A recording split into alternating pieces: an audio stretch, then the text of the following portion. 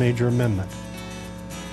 Any recommendations made on rezoning requests, major amendments, future land use amendments, or ordinance amendments tonight will be referred to the City Council for final action at the first council meeting of next month. Council meetings are held at 7 p.m. here in the Carnegie Town Hall and are televised. The Planning Commission will first approve the consent agenda and then the regular agenda. In order to place certain non-controversial items on the Commission's consent agenda, planning staff and the Planning Commission apply the following criteria. First, the request conforms with the Sioux Falls 2035 Comprehensive Plan. Second, planning staff recommends approval of the request. Third, there are no audience members present or written comments received in opposition to the request. And fourth, the application meets all conditions and requirements of the Sioux Falls zoning ordinance. For the regular agenda, the following normal public hearing procedure will be followed for each item. By first requesting planning staff to present a brief report on that item. Second, the petitioner or a representative will be requested to come forward and make a statement or answer questions. After the petitioner has spoken, anyone from the audience who wishes to address the agenda item shall be recognized. Then the Planning Commission will discuss the matter further and take appropriate action. We ask that anyone addressing the Planning Commission move to the podium microphone and identify themselves for the record. Please limit your comments to less than 5 minutes. As a courtesy to everyone here tonight, we ask that you please either turn off or silence your electronic devices. This meeting is being televised on Channel 16 and will be rebroadcast Saturday at 10 a.m., Tuesday at 7 p.m., and Wednesday at 1 a.m. Thank you for your cooperation. Good evening. Welcome to Carnegie Town Hall. We would like to start this evening with the consent agenda.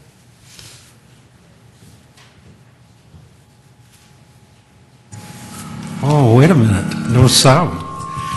Good evening and welcome to Carnegie Town Hall. We will start this evening with the consent agenda.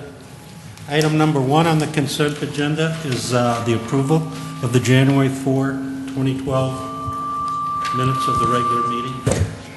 Number 2 would be plats. Number 3 would be a rezone from the Westwood Valley Plan Development District to the RA1 Residential District for allowed uses at West 32nd Street and West Brook Drive.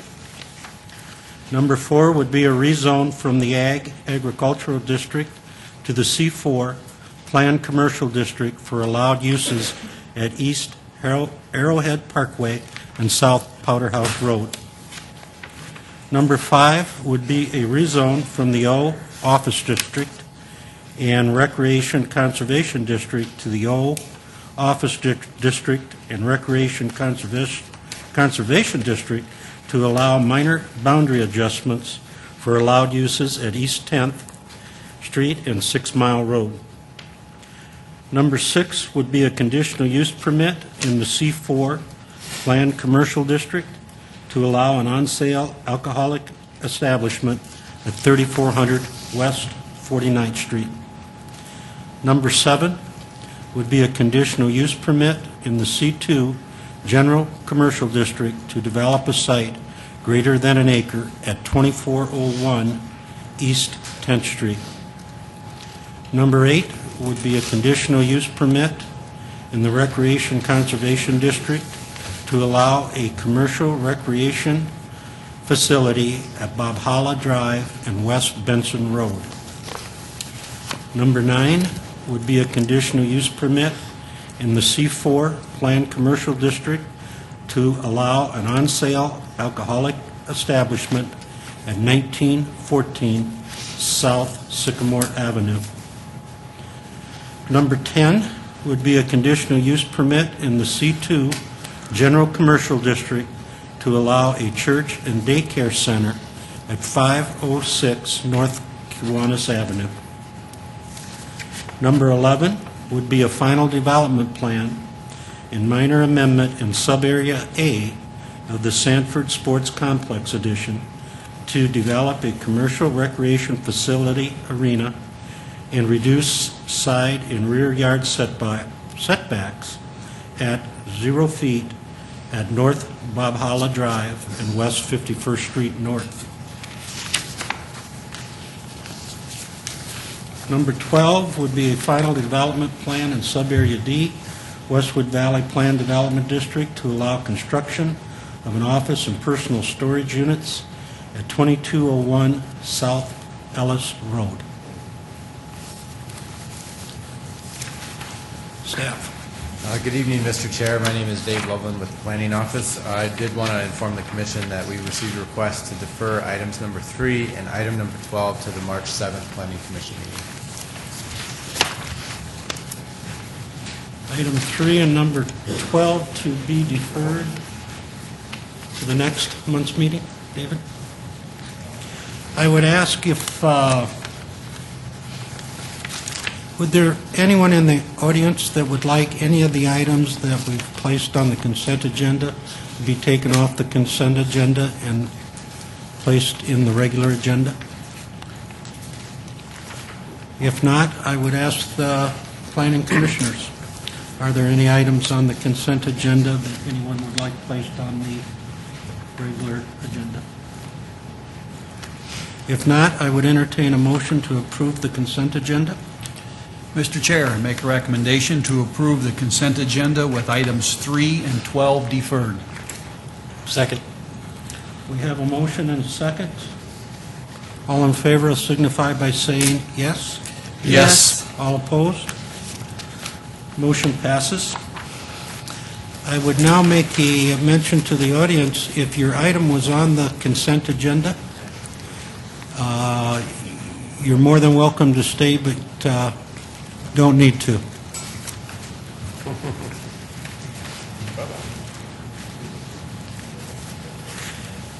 Is there a motion?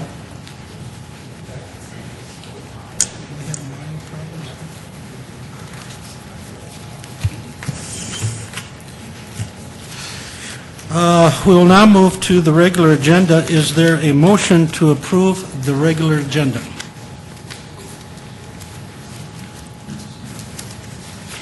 I'll move to approve the regular agenda. Would there be a second?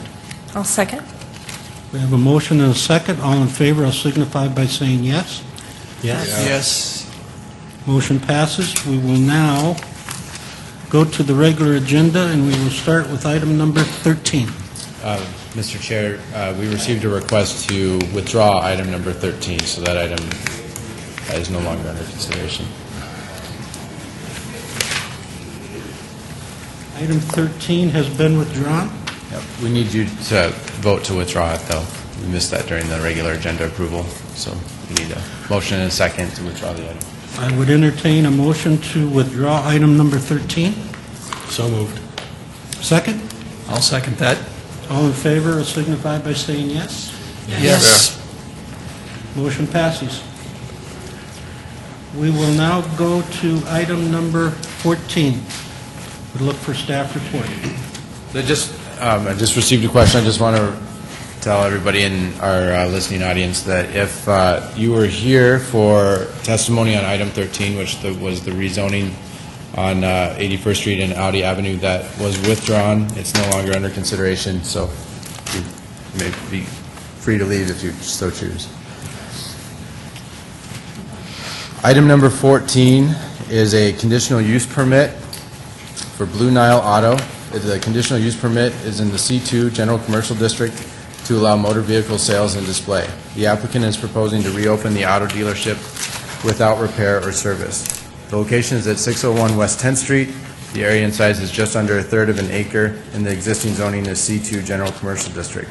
An evaluation of the abutting zoning and land uses to the north and to the east, we have commercial zoning with either accessory residential garage or retail commercial. Those compatibilities are 4, and then to the south and to the west, we have single-family residential structures with compatibilities of 3. Motor vehicle sales, display, and rental uses shall be designed in a manner that encourages display towards the lot interior rather than towards the right-of-way for the majority of the inventory. The petitioner should take particular care to provide landscaping around the lot and throughout the interior of the display area to minimize heat, dust, pollution, and glare. That's the standard for the conditional use permit. The setbacks and dimension are as the site exists. The 10-foot front yard setbacks are required along 10th and Duluth Avenue. No parking of display vehicles is allowed in the setback. Trees are required along South Duluth Avenue. The previous trees installed have since died, and new trees will be required to be installed. As far as public agencies and infrastructure comments, the fire department requests licensing and inspection is required, and traffic engineering has requested no parking signs for 10th Street should be requested. The applicant has reapplied for the permit with the understanding that staff is requesting additional stipulations in order to allow motor vehicle sales and display on site. This application is for sales and display only, and staff recommends several conditions as listed below. In a submitted business plan, the applicant has indicated he will only perform detailing of vehicles on site and will not service or repair any vehicles. Because the application has provided clarity to indicate the location, nature, and extent of the work proposed, and requires a complete plan check by zoning and building services prior to obtaining a building permit, staff is recommending approval of the conditional use permit with 7 conditions. And in discussions with the applicant, there's a couple of changes, and I'll read those into the record. The first condition is that the final parking plan is to be approved by the city engineer. No parking is allowed within the 10-foot required setbacks or in the intersection safety zone. The second condition is that no sales and display vehicle parking will be allowed on West 10th Street in the right-of-way. The third condition is no vacuuming or detailing of vehicles outdoors. The fourth is that per city inspection, any findings of auto repair or auto body work on site will initiate a revocation hearing of the conditional use permit. The fifth is removal of the electrical system for the vehicle lift is required in order to prohibit auto repair. Fire inspection will ensure compliance. The sixth is replacement of dead trees per landscape inspection of the approved site plan to be completed by May 31st of 2012. And the seventh is to move existing bumper blocks outside of the required front yard setback. And that concludes staff report. Would there be any questions of staff at this time? Dave, I know we wrestled with this issue a month or so ago on this. There's one thing that it says there's supposed to be 8 stalls provided for parking. So there should be 8. There should be 8 open spots for parking, and that doesn't include in the driveway as you. That's correct. If you've got cars parked here, Yep. here, and here. That parking requirement is for customer and employee parking, and Okay. that's based on a 1 stall required for every 300 square feet of building area. So that would total 8 parking stalls, and those are not allowed to have display vehicles in them. Those need to be, like I said, remain open for customers and employees. Okay, and just as for clarification, you're removing the original stipulation of no more than 10 cars. As display, right. I think he's still working on developing, on completing some of his dimensions and calculations Okay. to see what he is able to actually get on site within the city ordinances, and so that's why we requested the change to allow the city engineer to approve the final parking plan. All right, and then you've discovered then that it wasn't the air compressor that operates the lift, it's electrical that operates the lift? That's correct. So Okay. the removal of the compressor would actually render him unable to place air into the tires and things like that. So it's actually the electrical component that needs to be disabled to prevent the operation of the lift. Okay, thank you. Would there be any other questions for David at this time? David, I believe one of the stipulations is a parking plan needs to be approved by the engineer, and Yeah. approval of a conditional use permit would not take effect until engineering. His Review. occupancy, it would be by his occupancy permit. Okay. So, All right, thank you. yeah. Would the petitioner be here?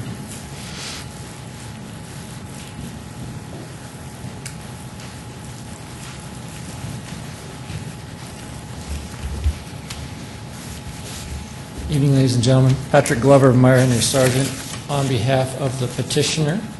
Just a few quick remarks. I have reviewed conditional use requirements with the petitioner, and we have reviewed the additional requirements. He is agreeable to all and will abide by all, understands the requirements of the conditional use permit and will abide by those. If I may, though, we would like a little bit of clarification on number 4. Number 4 considers the auto repair and auto body work on site. We just want to make sure that it's okay if he can still, say, replace a battery, replace a tire, say a car that's been sitting there, the battery goes dead. You know, what I would consider maintenance, not repair, just maintenance, light bulbs, batteries, that kind of stuff. If that's okay, we want to make sure that that's something that's not considered under number 4. Patrick, we'll see if the commissioners have any questions. We'll ask staff to come back up at that time and see if we can give you a little clarification on that. Would there be any questions for Patrick at this time? If not, Patrick, thank you. Thank you. Dave, would you be good enough to come up here and just address that issue real quickly? I think I can't remember, was it number 4 or 3? Yeah, it was 4? condition number 4 that he's referring to. The replacement of batteries, rotation of tires, things like that is considered auto service. And it is our understanding from the submitted business plan that he wasn't considering service. What we did understand was that he would detail vehicles, wash them, wipe them down, things like that. And so, you know, ultimately that's going to be up to the commission to decide whether service is acceptable. You know, service, the distinction between repair is major auto body work, where you're removing panels, you're removing engine components. Service, oil changes, services, oil changes, tire rotations, things of that nature. So I guess it was staff's understanding all the way up until this point that he understood service was not going to be a component of his operation. So typically it would be allowed in this district, so by the conditional use permit. Thank you, David. We'll probably discuss that here after we ask if there's anyone else Okay. that would like to address this issue. Is there anybody else in the audience? Why don't you come on up, sir?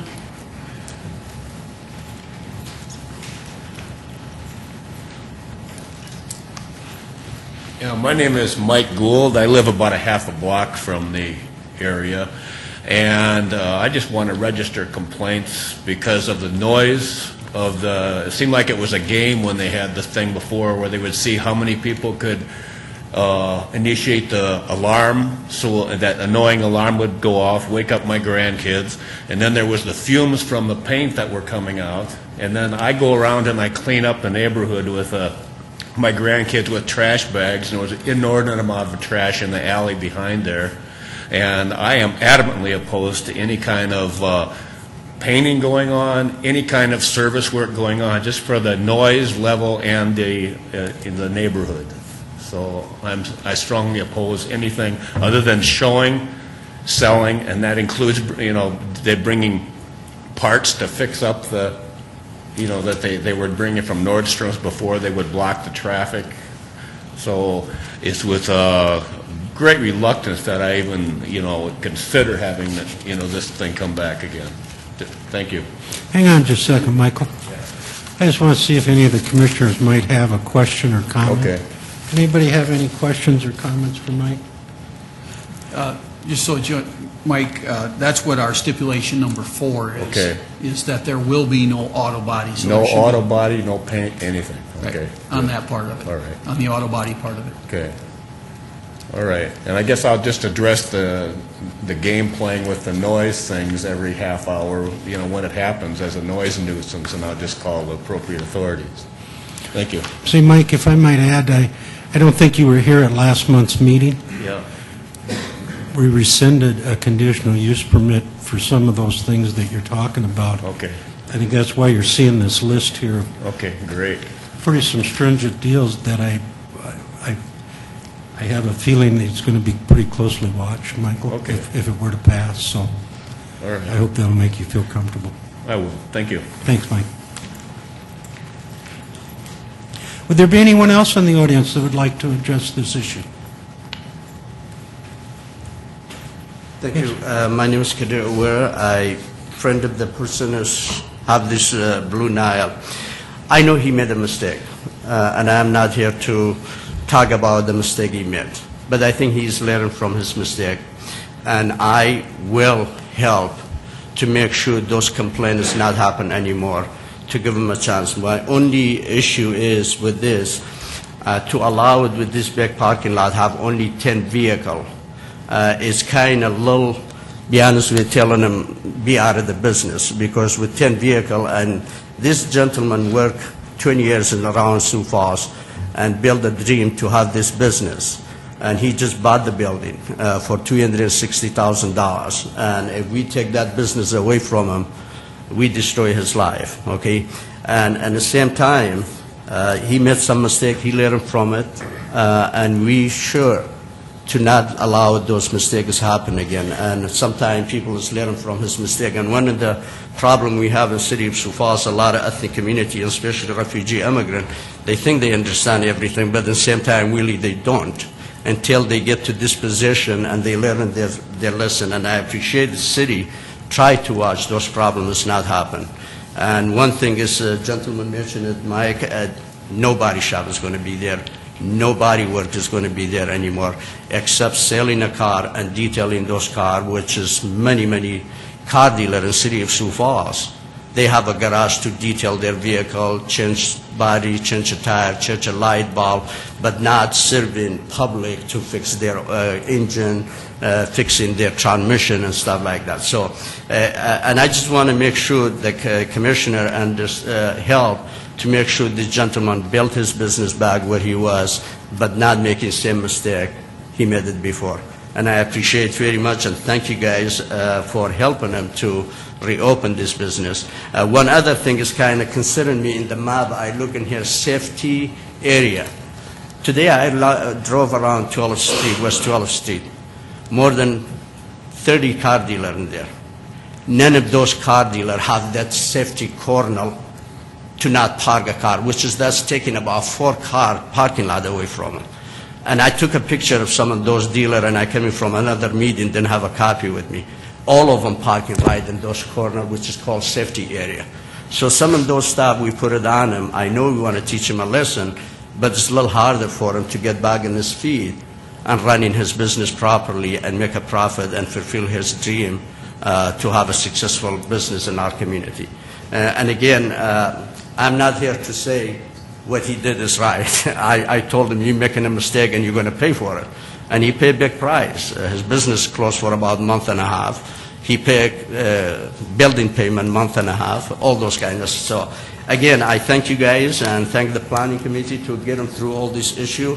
But I just want to be a little bit open-minded to give him opportunity to do some of the stuff to run his car dealer in a proper way. Not shutting them down with 10 vehicles and not parking this corner and not parking this corner. 10th Street, I am hindering for it. Not should be parked car in the front of the street, and he know that. We have a meeting today with him. So I think he get a picture, totally. And I just want you guys understand to give him opportunity to have his business keeping going with the right way. Thank you. Hang on just a second. Would there be any questions for this gentleman from any of the commissioners? Just for a point of clarification, I think part of what Dave read into the conditions is that 10-vehicle maximum has been removed with the parking plan has to be approved by the... Yep. If that's part of it, then I'm very happy about it. Yep. Okay. Thank you. Yep.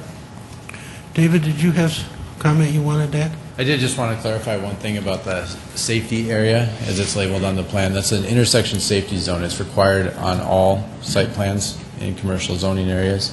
It's 30 feet on each side. If there are vehicles parked within those corners and other areas, then that tends to be an enforcement issue that we'd respond to on a complaint basis. But that is a requirement. It's not a specific thing for this applicant. So when this goes back to engineering, will they have a chance to participate in this, or will engineering sit down and take the site? They'll sit down with the applicant and work something out with them. So, I mean, there's requirements in these parking lots as far as drive aisles are concerned, the dimensions of the vehicle stalls that all need to be worked out. And so ultimately that's going to be a limiting factor on how many vehicles he can get on site. So. Okay. Thank you, David. Any other questions for David or staff? Is there anyone else in the audience that would like to address this issue?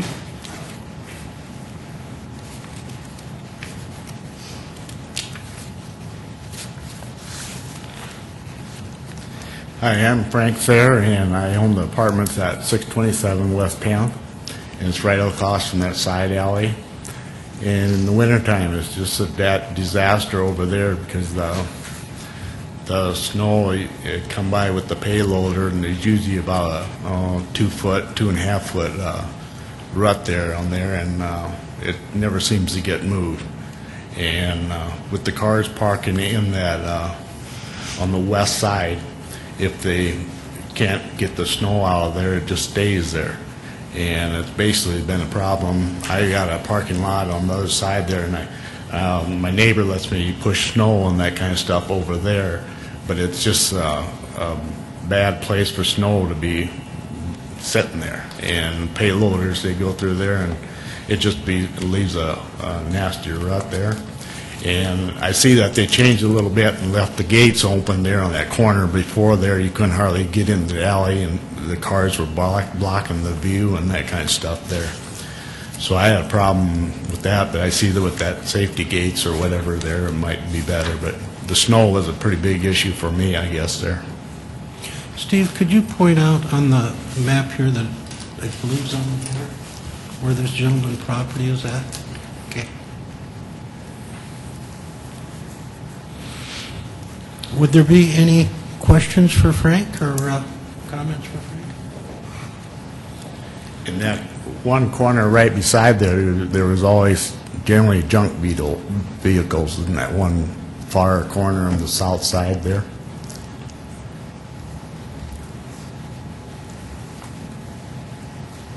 Right there. Steve? I'm sorry, I thought you said it. Frank, thank you. We appreciate your stopping down and giving us your input. Would there be anyone else in the audience that would have a comment on this item? If not, I would look for commission action on item number 14.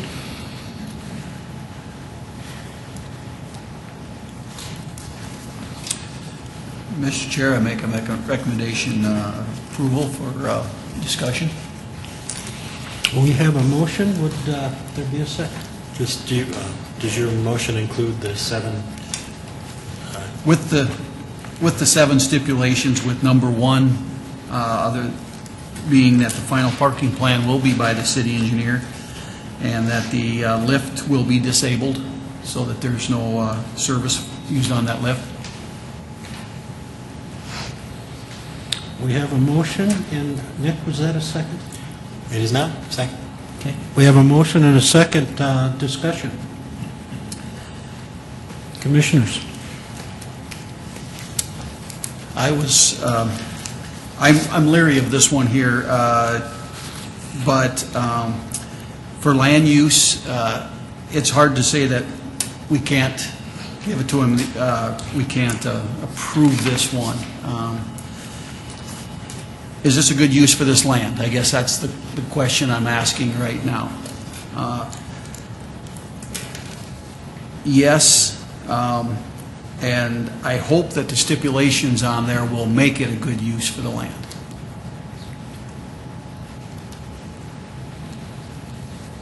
I would agree with Steve, but do we also need to clarify the question that was brought up about auto service versus auto repair?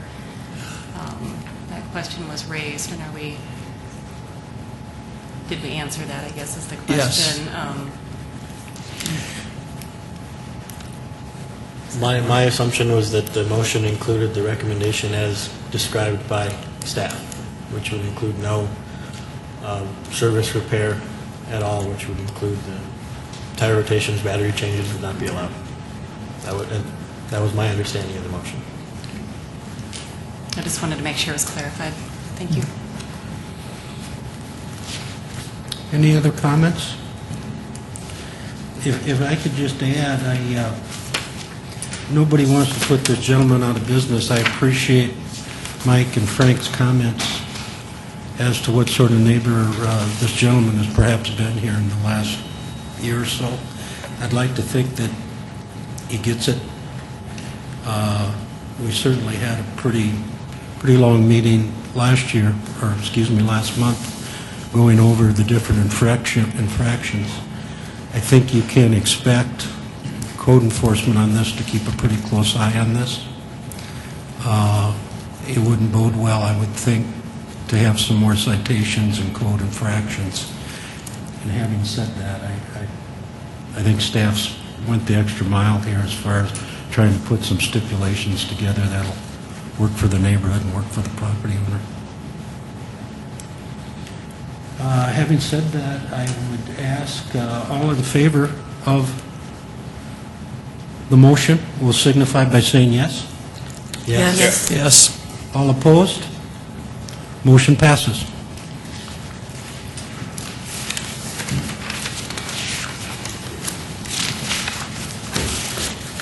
We will move on to item 15. Steve. Good evening, Mr. Chair, Commissioners. My name is Steve Randall with the planning staff. I'll present this report and the next one this evening.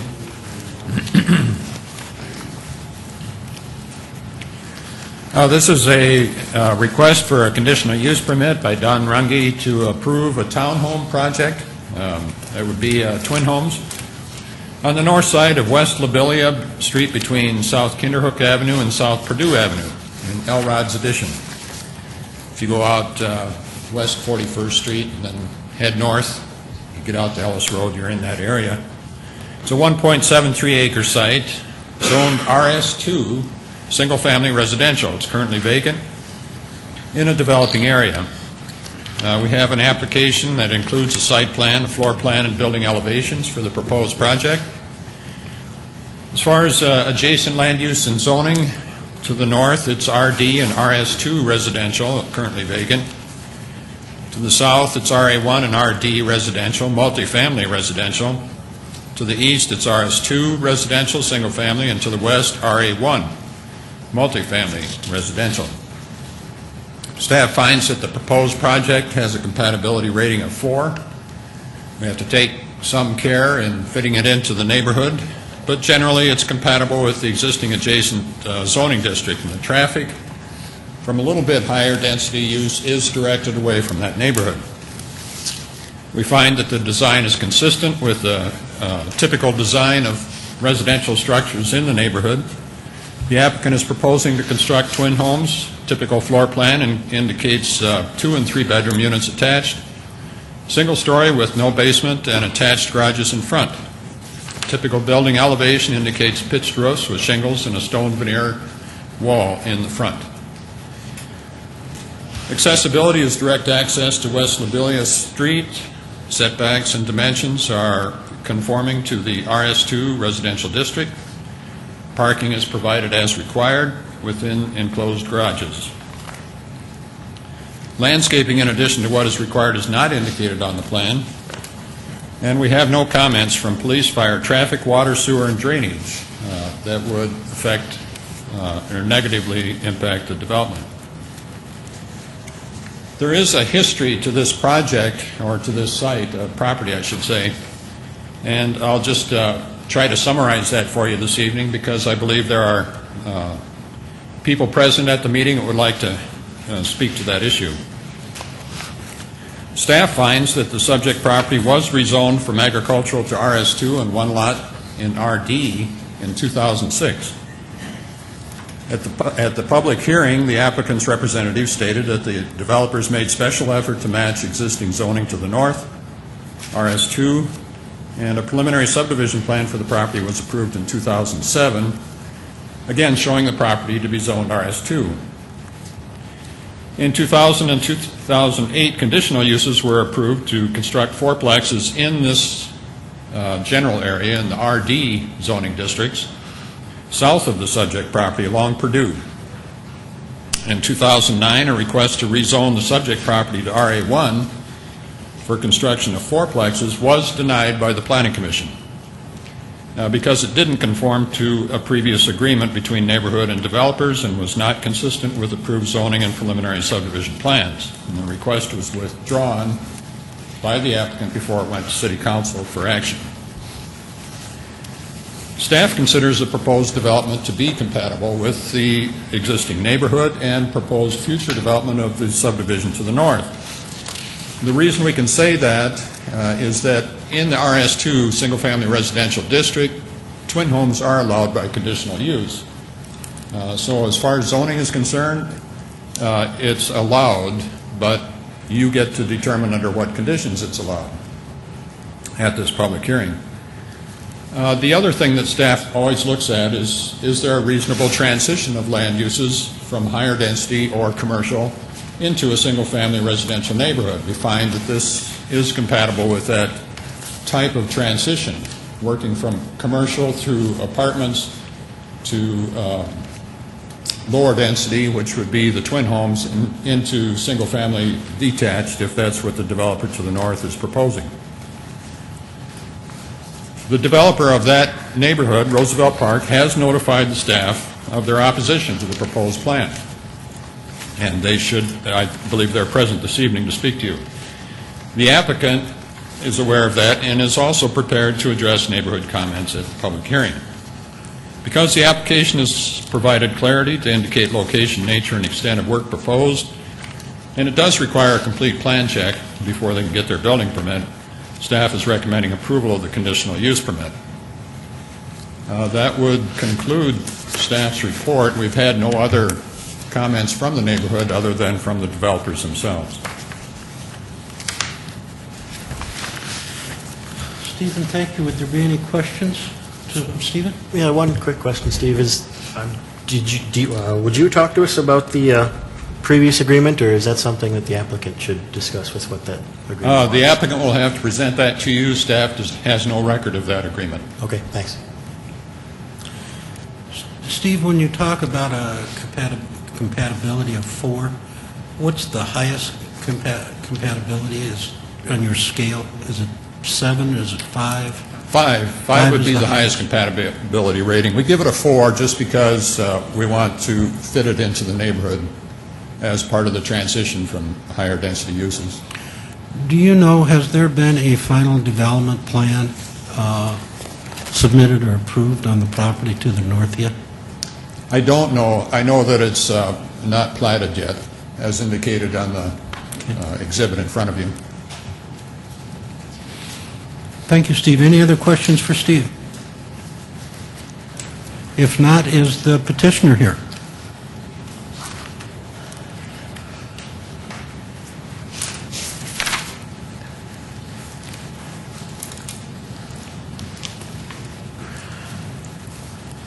Good evening, gentlemen. My name is Don Runge. I reside at 7812 West Snapdragon. I represent Crazy 8 LLC. Basically, I bought this property from a corporation called 41st Street 10 in 2006.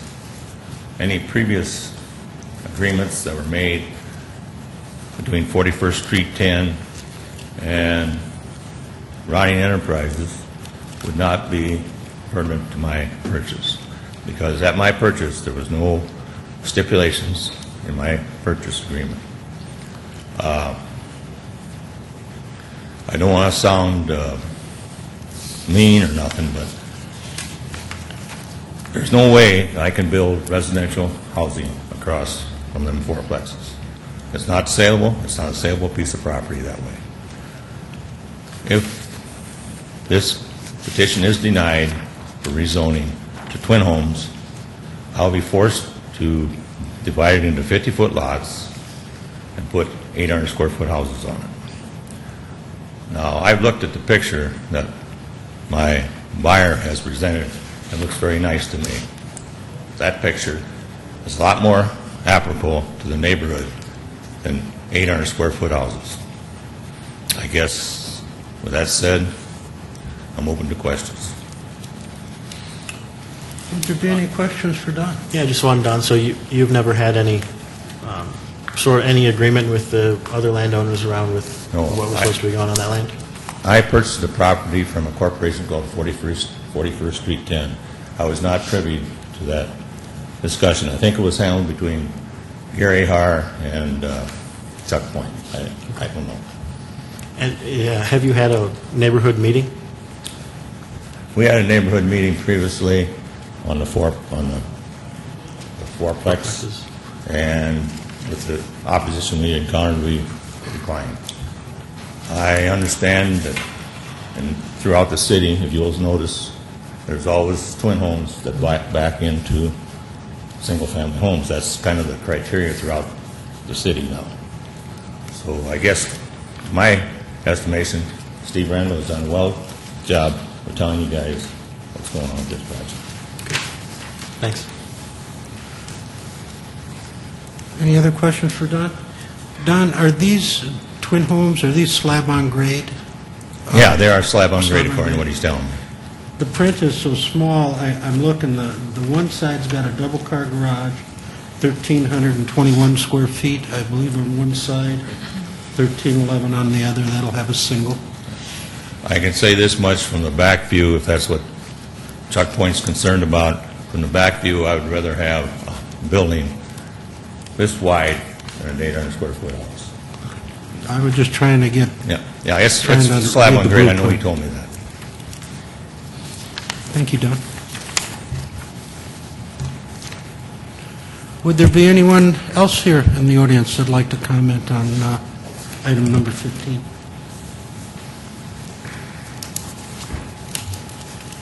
Thank you.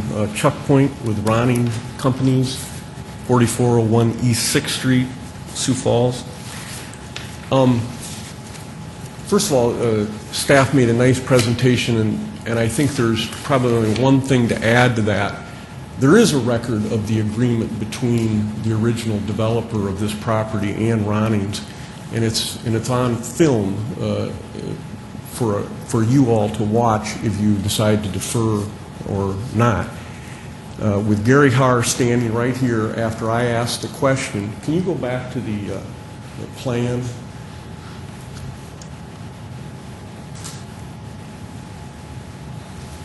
Yeah. The whole plan of this development is one of the most dense developments that's ever been approved in the city of Sioux Falls. They have 80 acres. They had 80 acres of land. They don't have that much left now. But it was not a small development. It was 80 acres. And again, if it wasn't the most densely zoned development that was ever approved, it was one of the most densely development that was ever approved. And there was a question at the original hearing of whether or not there would be twin homes in this location and going further east. And we said, you know, there is enough density here. In fact, there may be too much density, which I think now is the fact, that there was too much density. And we said, but do what you will with your own land, but only we ask one thing, just one thing, not two things, not three things, only one thing, that you match the zoning that we have to the north, and that you not change that. So where it's RS2, RS2, where it's RD, RD, and that was the agreement that Gary Har stood right here and agreed to. He was the representative of the ownership of this development at the time. Now, can they sell off land? Sure they can. They can sell off, and they have. But the city has an obligation, in our minds, to uphold the agreements that it made. And it agreed to it, and the city council agreed to it. Now, I know this isn't going to go to the city council, but the city council agreed to that too, because I came and appeared with Gary at the city council meeting too. And I said, we are requesting this one stipulation. And again, not two stipulations, not three stipulations, not four, only one. They have 80 acres of development. And now what they're asking is that, you know what, we've changed our mind. We built these apartments where we built them. And now, Ronings, we want you to provide the buffer to our apartments instead of us providing the buffer for our own development. Now, I know Mr. Runge didn't build the apartments, but the original ownership of this development benefited. They didn't build the apartments either. They sold things. And I empathize with the problem that Mr. Runge has now. And I empathize with his criticism that if you don't approve what he's asking, he's going to replat the lots and build 800 square foot houses. So be it. We agree to that. We'll accept that. But I'm not coming here every month and asking you to fix the problems that Ronning has with its own developments, with lots that we can't sell because of issues like this that exist for us. We're not here saying, you know what, we can't sell these now, so rezone them for us. Because that's bad faith. And again, when this was approved by this body and by the city council, we only asked one thing, and the developer agreed to it, the owner and its partnership at the time agreed to it, this body agreed to it, and the city council agreed to it. And we had pointed out, you know, this is too dense. The apartment area is too big.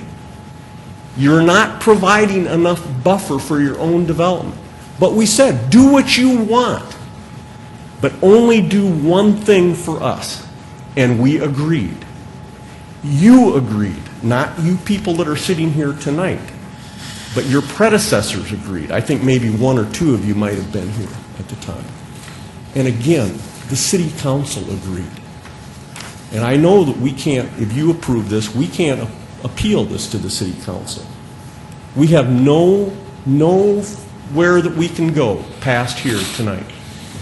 But we do object to his plan because, again, everyone agreed to it, knowing full well the amount of density that was given, and they all said, nope, Ronnings, we're fine with that. We'll do that. That's not a problem for us. Because otherwise, they would have had to go across the street and provide more buffer, and they didn't want to do that. So again, we ask you to not approve this application because you have previously, not yourselves, have agreed not to. Thank you. Chuck, just a second. Any decision we make tonight on a conditional use, you can't appeal to the city council. So I want you to know that. Oh, I mistook that. I apologize. No, that's fine. I misunderstood. I get mixed up between one thing and another. You had me mixed up there for a second. I thought, no, I think Right. that's appealable. Forget what I said about that. But remember everything else. I'm kidding. Thank you very much, Kate. Commissioners, would there be some questions here from Mr. Floyd? One other clarification, this is not a rezoning. The twin homes are allowable in the RA2 with the conditional use. So, I mean, it's not a rezoning, and it's not necessarily going We against understand that the deal. difference between zonings and conditional use. The company I work for has been in business doing this since 1956. I've been doing it since 1984. We have been here asking these same questions more often than anybody in town. We very clearly understood, and we very clearly understood it when the Haars were here with their partners asking for this development to be approved as being, again, the most densely approved development that had ever been approved up till that time. And we said, it's too dense. You've got too much density on this 80 acres. And they agreed that they would match our zoning and our use. They agreed, you agreed, and the city council agreed. Now, they didn't say, you know what, Chuck? We'll agree, but if we change our mind later, which they did, and they've been back later and asked other things, and they will have to be back again later to ask other things, because they've created their own problem. And we agreed to that. I stood here that night and said, so be it. Do it to yourselves. Fine, build all the apartments and the commercial that you want. And again, we only asked for one thing. We didn't ask for, as you just asked the previous petitioner, for 4 or 5 things. We only asked for one. And they agreed to it, this body agreed to it, and the council agreed to it. Thanks. Any other questions for Chuck? Chuck, thank you. There would be anyone else in the audience that would like to comment on item number 15? Seeing none, I would look for commission action on item number 15.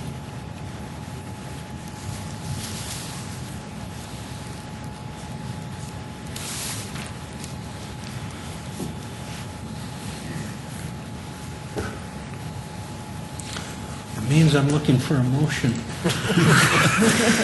A motion and a second so we can discuss it. Would it be appropriate to ask a question first, before we take a motion? For you, yes. Thank you very Who much. would you like to Mr. ask a Chair. question of? Well, I'm wondering if the staff would verify, not that Chuck is telling us anything that's wrong, but I wasn't here. I'm sure some of these other people were not here. The way that Mr. Poyntz characterized the situation, is that how you recall it coming down? Well, the city doesn't condition its rezonings. As I understand it, the Planning Commission and the City Council were very happy to hear that the 2 developers were agreeing that the zoning should be compatible. I didn't understand, and it's really not enforceable, to do anything other than what the zoning allows, as was agreed to by the 2 developers. If they had a separate agreement to match the uses, I don't have a record of that. If they stated that at the public hearing, I think they were listened to, but it can't be put into a condition for zoning that the uses be matched. We don't condition our zoning. So then, over time, RS2 as a zoning district with the allowed uses continues, and it's continuing here in this case. If there's a private agreement between developers, they have to work that out. You're not in a position of having to enforce that. But you are in a position as a planning commission to approve the use with conditions. I'm not sure what those conditions would be in order for the 2 developers to agree that it's going to work. If that's the case and you want to proceed along those lines, I would recommend deferral. But from what I've heard tonight, I don't think the 2 developers are in any mood to discuss a compromise. Thank you, Steve. Steve, just a second. I was here, I think, in '09. It's hard for me to remember exactly. I know that there was a request for 4plexes along that street, and I think at that time staff had recommended approval for the 4plexes. And I honestly can't sit and remember the discussion we had, but as a commission we voted not to agree to it. It appeared to me that when this development was originally approved, there was some concern from the surrounding neighbors, just not to the north, but I can remember some folks to the south were concerned about access points and what was going to be right adjacent to them, and I think there was some give and take back in those times, but I can't remember. It seems like we run into this, seems like we're running into it more and more with, well, I had an agreement, with somebody, that's really hard to prove. Although, I don't know how far you guys keep tapes. It's hard for me to imagine that you go back very far with them, but once again, what's the enforceability of them? I mean, unless they had a written agreement between each other at that particular time. It's, I believe it's a good legal question. We do have a city attorney here present this evening if you want to ask that question. I do know that private agreements are not enforceable by the city. As to what bearing a public hearing with testimony given that appears to indicate agreement between landowners, what effect would that have on a future landowner who did not participate in that agreement? That's the legal question. But wouldn't he be at an arm's length transaction, certainly to be made aware of an agreement if he was buying into it? I would certainly think so. I would too. This is zoned single family. If twin homes weren't to be allowed, he would totally be within his rights to come in, replat that ground, a single family. That's correct. Unless, and we wouldn't have anything to say about that either, unless there were some covenants that ran with the land. No, as long as he's meeting the requirements of the zoning district, the 50-foot lot width is allowed in the RD. I believe that RS2 requires, what was it, a 60? 50 or 55, I can't. 50-foot's got 6,000 square feet. 6,000 square feet. Okay. And I know our charge is land use, what fits there, and it's hard for us, I think, to get involved in what's legal and what isn't. I think that's another department. Yeah, you'd have to have, I think, a pretty good reason to deny the request, and that should be stated if you so move for denial. When you talk about where we have the ability to put conditions on this, you're talking about extra landscaping, fencing, the look of the building, the design of the building? Those are all things that you could consider in your motion if you wish to approve, subject to the plan as presented with the materials, colors, fencing, landscaping, whatever other things you would like to consider as a planning commission that you think would make it fit into the neighborhood and be compatible with single-family homes to the north. That would be an approach to take here this evening. If you need more time for the developers to propose those things, then you would have to defer action, I guess, until it could be done. We'll see how the commissioners See how it feel goes, about yeah. that. Steve, thank you for those You bet. questions. Answers. Any other questions for Steve?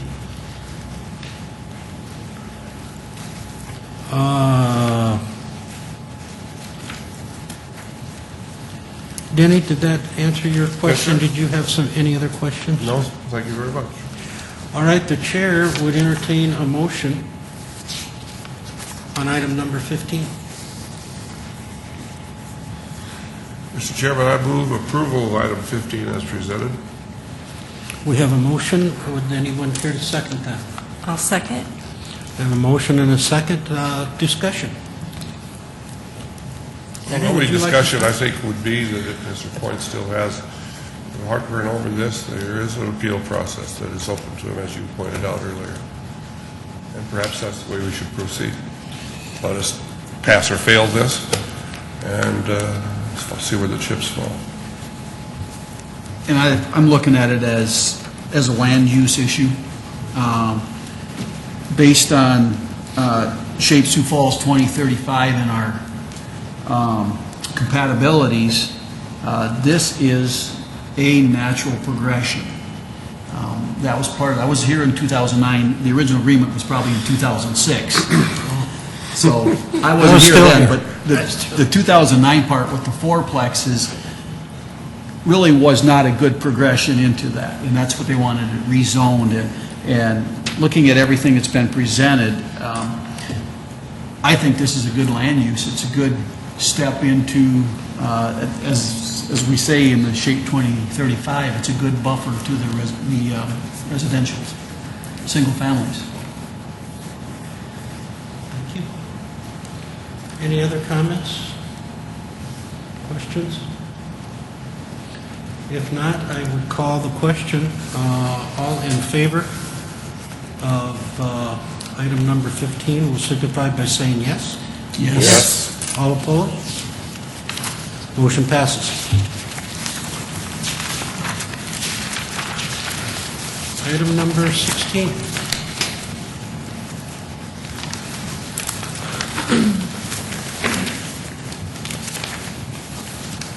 Item 16 is also a conditional use permit. The applicant is Sid's Crown Liquor, and the request is to allow an on-sale alcohol establishment. By definition, that's included in the zoning ordinance. The purpose of the request, though, is to allow wine tasting as a part of their off-sale establishment. The establishment is located 1 block west of the post office, 1 block south of the bus terminal at 330 South First Avenue on 4/10 of an acre in the C3 Central Business District. The general zoning, of course, down here in the downtown area is a regional employment center, and there's a variety of uses, of course, in the downtown, including residential. Businesses of all types, entertainment, shopping, retail. It is a thriving downtown location. Sid's has been there an awful long time.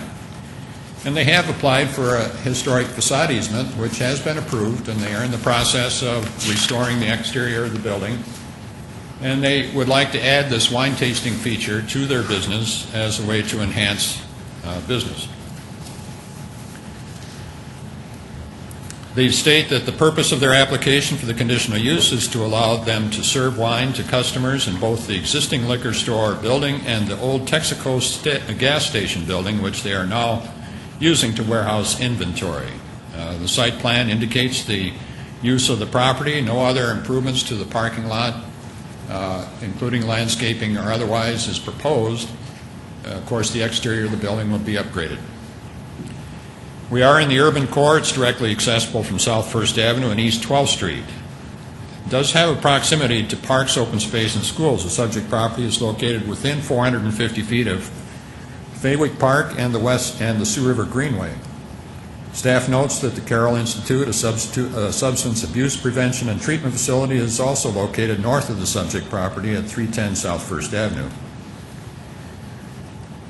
The application is complete as submitted. There were no comments from police, traffic, water, sewer, and drainage. The fire department said that if the fire area is 5,000 square foot or occupant load is 100, a fire sprinkler is required along with an alarm.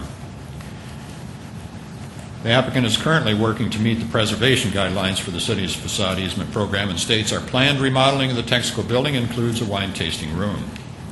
Staff finds that the proposed location is not an undue concentration. There is one other establishment on sale alcohol, liquor by the drink, on the same block. It is not in an area where unattended children could be expected to frequent, patronize, or recreate in the downtown area any more than what it is now for the rest of the businesses downtown. It is compatible with the characteristics of surrounding uses and not injurious to surrounding properties, and video lottery machine placement is not proposed by this application. Staff has received a letter from a neighboring property owner who is opposed to the proposed use. The letter is included in your information packet, citing previous personal problems with another on-sale establishment on the same block. The applicant should be prepared to address this and other neighborhood comments at the public hearing. The applicant did notify neighboring property owners of the proposed project about the conditional use in a letter with a description of the proposed alcohol use and property improvements. Because the application has provided clarity as to the location, nature, and extent of the work proposed and does require a complete plan check for zoning and building services prior to getting a building permit, staff recommends approval of the conditional use permit with 2 stipulations. And these stipulations are similar to stipulations we put on other similar businesses in the past.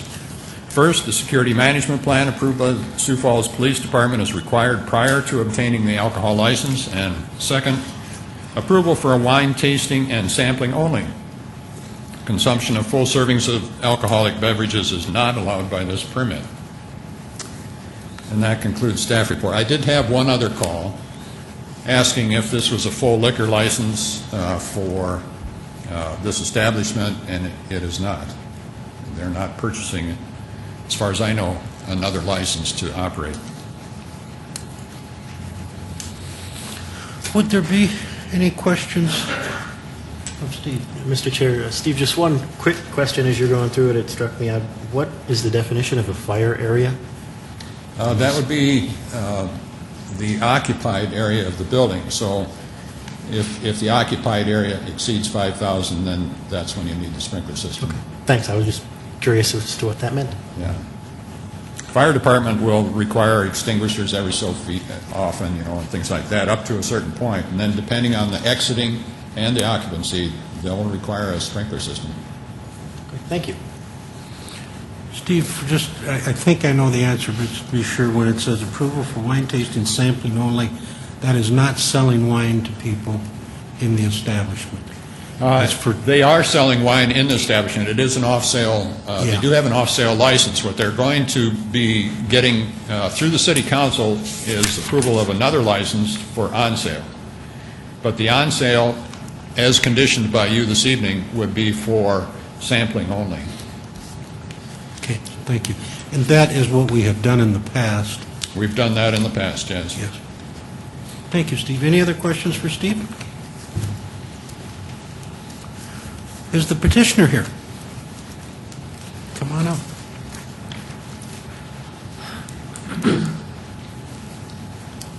My name is Paul Damien. I reside at 109 East 34th Street. And everything Steve said is accurate. We just want to provide people the opportunity to try the wine before they buy it and to educate people in with wine tastings. Thank you, Paul. Would there be any questions of Paul? Seeing none, you can sit down. Thank you. Thank you, Paul. Would there be anyone else in the audience that would like to address item number 16?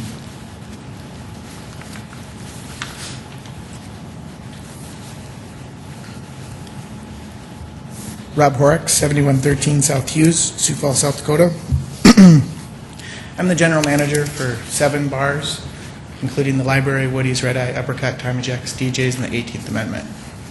Tommy Jack's resides right next to Paul, and he has been nothing but a great neighbor. We encourage this to pass for him. It puts him in the same realm for everyone's understanding. Hy-Vee allows wine tastings in their establishments, and they do similar. It's not in competition with us. It's not selling on sale, similar to that. It's simply for tastings. We contacted Lori Hogstead, and she made sure we were there. They would have to purchase an additional license, a liquor license that, for the whatever they are, 175 now.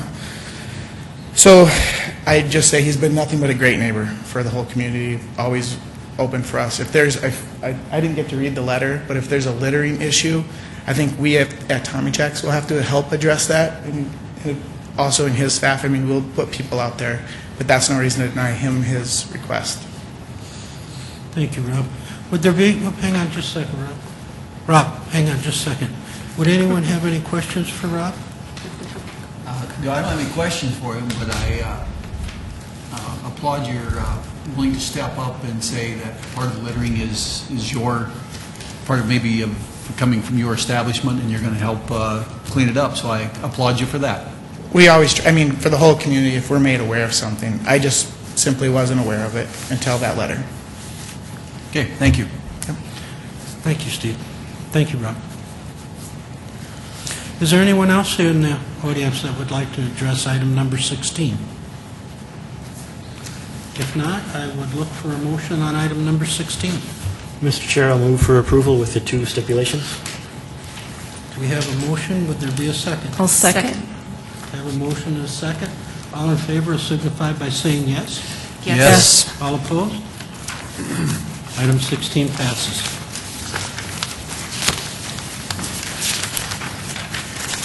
Let's see, what do we have for item 17? Chair, I make a recommendation for adjournment. Second. We have a motion and a second. All in favor signify by saying yes. Yes. Meeting stands adjourned. Thank you, everyone.